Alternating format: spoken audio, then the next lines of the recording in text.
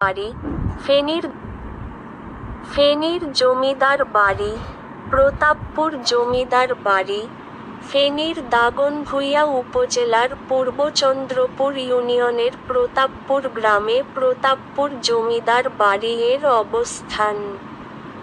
British আমলে বাড়ির জমিদার রাজকৃঞ্চ সাহা এ বাড়িতে বসেই অত্র এলাকার শাসনকার্য পরিচালনা করতেন।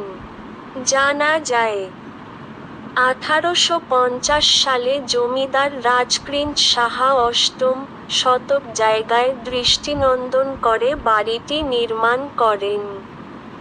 নিজ নামেই তিনি নির্মাণ করে যান রাজপ্রাসাদসম বাড়ি। রামনাথরা ছিলেন 5 ভাই।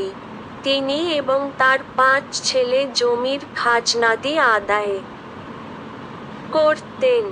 তারা থাকতেন 5টি দ্বিতল ভবনে। বাড়িতে রয়েছে মোট 13টি পুকুর যাতে মাছ চাষ হতো জমিদারের তত্ত্বাবধানে। এত পুকুর বাংলাদেশের আর কোন জমিদার বাড়িতে নেই। এখানকার পুকুর পুরো বাড়িকে করেছে আকর্ষণীয়।